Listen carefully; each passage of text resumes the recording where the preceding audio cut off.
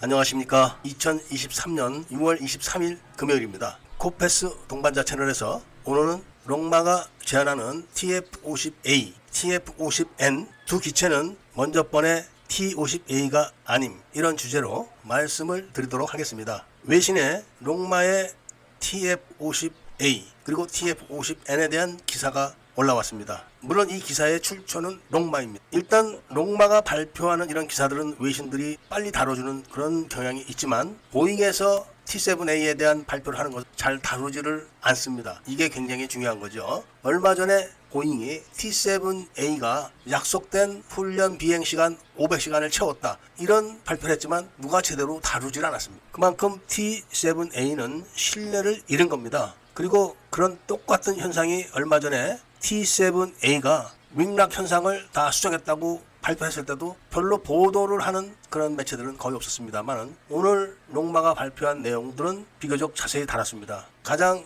핵심적인 사안이 뭐냐면은, 먼저 번의 T50의 약점, 그러니까 T50이 이탈리아의 M346보다 약점으로 작용했던 게 기체 내에 훈련 시뮬레이션 장치가 없는 거였습니다. 기체 바깥에서 훈련을 하는 시뮬레이션을 사용해야 되는 약점이 있었는데, 또 그만큼 가격이 상승하는 요인으로 작용도 했었습니다. 그게. 그런데 롱마의 자회사인 레드6라는 회사가 개발한 선진 전술 증강 시스템이라는 장치를 이번에 TF-50A 그리고 또 해군용인 F-50N 여기에 다 장착을 했다는 겁니다. 그러니까 기존의 훈련 시스템이 아닌 공중에서 조종사들이 비행을 하는 체감을 그대로 지상으로 옮겨서 공중에서 벌어지는 모든 상황을 지상에서 그대로 할 수 있다는 겁니다. 이 시스템을 이용해서 TF-50 기체를 이용한 전술 훈련은 물론이거니와 F-16이나 F-15EX, F-35의 훈련을 바로 TF-50 기체를 사용해서 그대로 다 할 수 있게 됐다는 겁니다. 이게 지금 바로 미 공군이 바라는 것인데, 롱마가 미 공군의 가려원들을 이렇게 긁어주는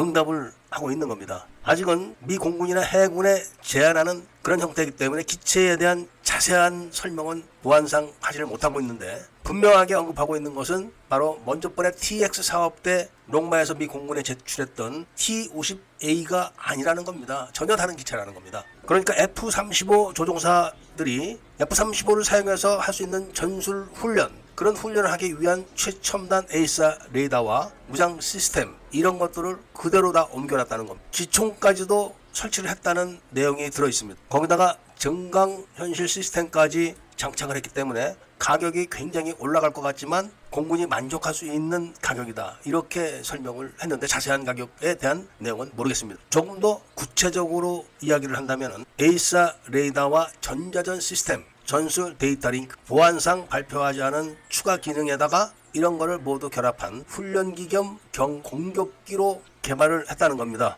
아마도 나중에 카이가 바로 이 TF-50A를 그대로 가져다가 수정을 해가지고 수출을 해도 무방할 정도로 개발이 끝났다는 겁니다. 그리고 해군용 TF-50N은 미 해군이 요구한 사항을 그대로 다 적용을 해서 제출했는데, 일단 해군 파일럿들이 이착함 자격을 획득하기 위한 수준, 적 항공기에 대한 대응 훈련과 추적 훈련, 기타 해군이 요구한 그런 사항을 다 적용을 해서 지금 제출을 했다는 것인데, 미 해군 훈련기가 채택될 가능성도 굉장히 높다고 합니다. 일단 미 공군에서 적용할 수 있는 훈련기들은 ATT, TSA, UJTS 이런 훈련에 투입되는 기체가 1000기가 넘는다고 합니다. 그래서 한국의 일부 국뽕들이 미국에 1000대 납품한다, 이런 이야기를 한 것인데, 카이는 부품만 납품하는 것이지 카이가 미국의 전투기를 조립해서 납품하는 것은 아닙니다. 그리고 F-50 단자기는 카이가 미 공군을 위해서 개발하고 있다고 이야기를 하고 있습니다.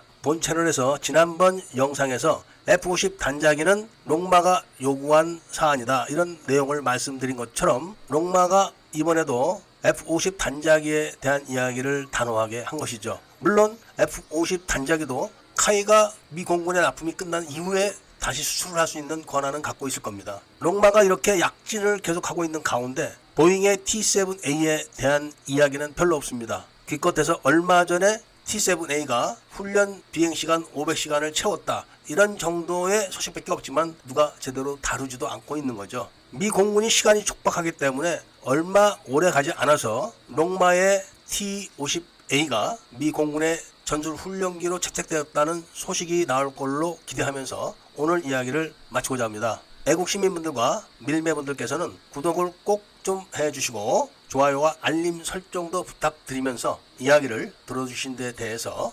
감사드립니다.